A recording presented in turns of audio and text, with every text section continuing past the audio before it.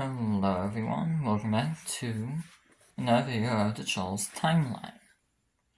This is the second part of chapter 14. And any extra papers you see in the background, mainly towards the end, don't mind them, they're just extra stuff.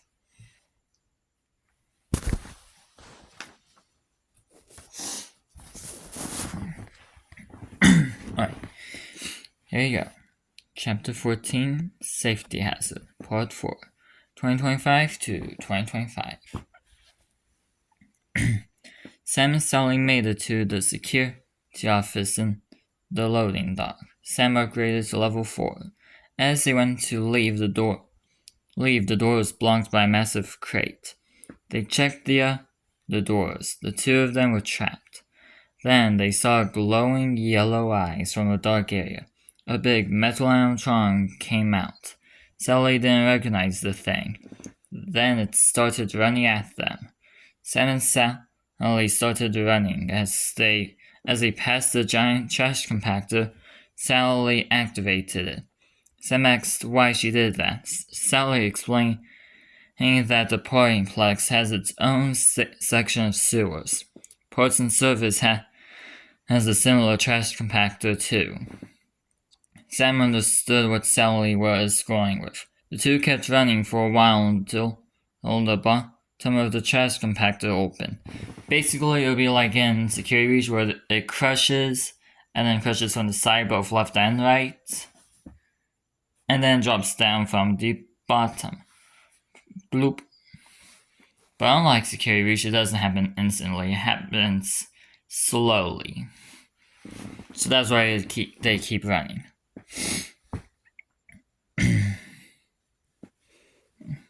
The two jumped in. They landed on a pile of trash. There was a big roller door. Sam wanted to escape. Sally said they couldn't. The roller door here and at Parts and Service require max security level. There were other roller doors, but the city owned it, so they couldn't go that way. They had to go through Parts and Service. As they started walking to the sewers, the machine jumped down and started chasing them again. Sam and Sally ran. After a while, Sam got tired, so Sally picked her up and continued running. They made it to Parts and Service and blocked the door. The machine couldn't get out now. Sam and Sally took a break. They fixed Sally and he found where a struggle happened. It must have been when Charles was attacked. They know they had to had Charles back, so they went to the final security office to get the final upgrade and finally escape. The end of Part 4. Next up, Part 5. Sam and Sally made their way to the main security office. Once they got there, Sam had fully upgraded her security level to level 5. But before the two could leave, Sally was grabbed by the machine from earlier. Sam was shortly knocked out after. While knocked out, Sam woke up in her mind. Then the spirits of Cole Self and Samantha Smith appeared to her. They told Sam who they were and that they were in Party Charles and Party Sally. Yeah, Cole is back as Party Charles. Yeah, anyways, same with Samantha. She's in Party Sally. Anyways, Sam was surprised but was also happy. As soon as Cole and Samantha disappeared, Sam woke up. She was in a room with Charles and Sally. Sally was being held by Danny and Carlos. Sam was being held by Polly, and Charles was being held by the machine. Then Crystal walked into the room. She thanked Sam for getting all the security levels for her. Crystal then used Sam's max security level card and level 1 security level to make a level 6 security card. Crystal then unlocked a massive, heavy-duty door. As the door slowly opened, laughter was heard from inside. Charles, Sally, and Crystal knew who it was. Crystal was happy, but Charles and Sally were furious. Yellow eyes glowed from inside. A mechanical figure stepped out from the darkness. It was an older version of Charles. It looked ancient. This ancient Charles cat then greeted Party Charles and Sally by calling them by their names of Carl and Samantha. Mike South was back. Yeah, he's been stuck in there for 3 years, waiting. Yeah, part 5. Here is part 6. The end of chapter 14. Anyways, Mike started saying how he would finally kill the Smith family, starting with Sam. But then Cole headbutted the machine and broke its head off. I'm using the soul names for this, that way it's less confusing since it's Ancient Charles and Party Charles, and it's established that Sally is Samantha, so might as well. Anyways, Cole and Mike started fighting. Crystal was rooting for Mike to win. As Cole and Mike were fighting, they knocked down lots of barrels of oil for the backup generator. They're basically in a power room with the backup generator for the building, and it takes up a lot of oil. That's why there's multiple barrels. After a few more minutes, Cole smashed Mike into the generator, damaging it. The light started flickering because of it. When Mike got up, sparks started sounding. As soon as everyone looked towards the generator, a single spark flew from the generator and landed on some oil. Everyone knew what was next.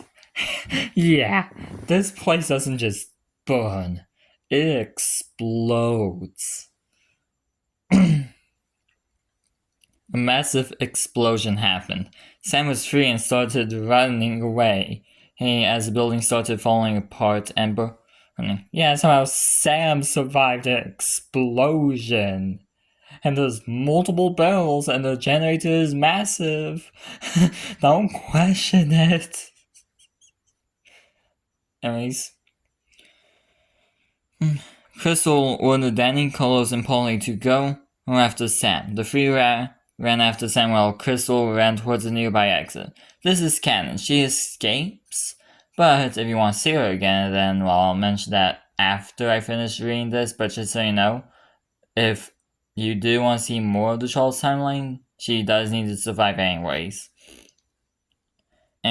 Cole, Samantha, and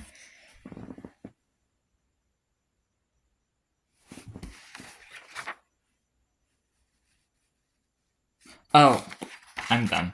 Cole, Samantha, and Mike continued fighting despite the situation. Yeah, they're not going down without a fight, truly. As Sam ran, and Danny, Carlos, and Polly ran after her, the building would fall and burn on top of the animatronics. First Carlos, then Polly, and lastly Danny. Basically, least deadliest, most deadliest.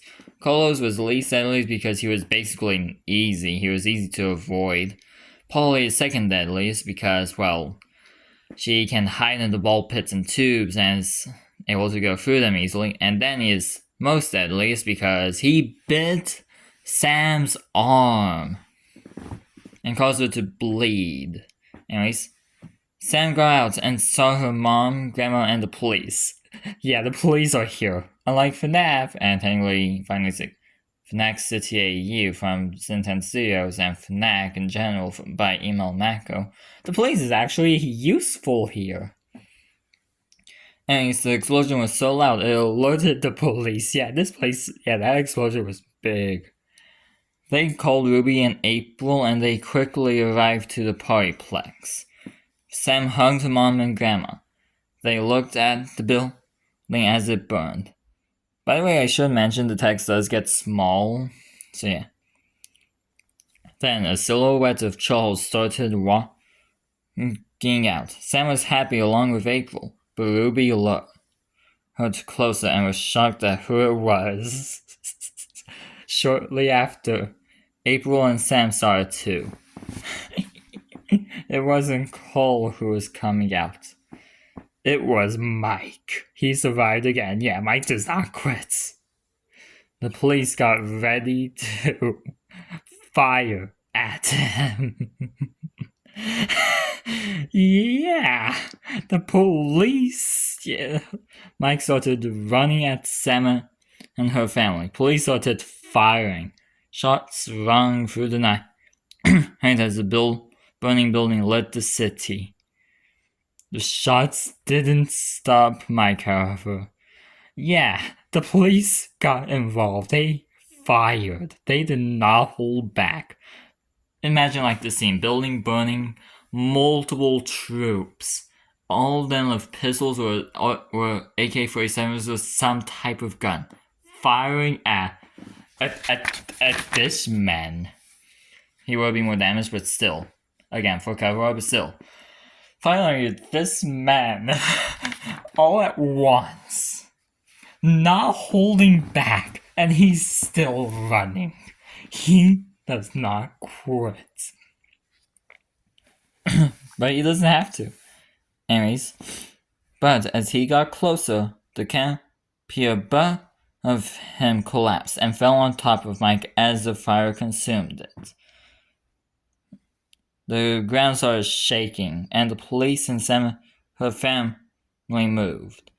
Yeah, this is basically the aftermath. Basically ruin, kinda.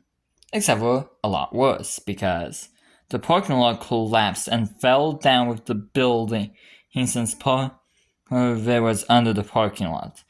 Basically, anyways, it was finally over. 70 years of pain is finally over. The end of chapter 14. Yeah, basically imagine this. Hold on. Basically imagine this. This is the Parkplex, okay? This is the Parkplex and parking lot and such. It's burning, okay? And this is basically what happens.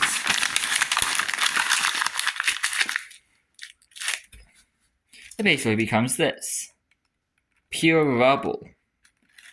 No real interior left, just nothing. Yes, I did just waste a piece of paper for that. Still, you get my point. All this is because of Mike. He does not quit. Anyways, that was the Charles timeline. The second part of chapter 14. But it's not done yet. There's still one more part to do. Well, I'll see y'all in the final episode. Bye-bye.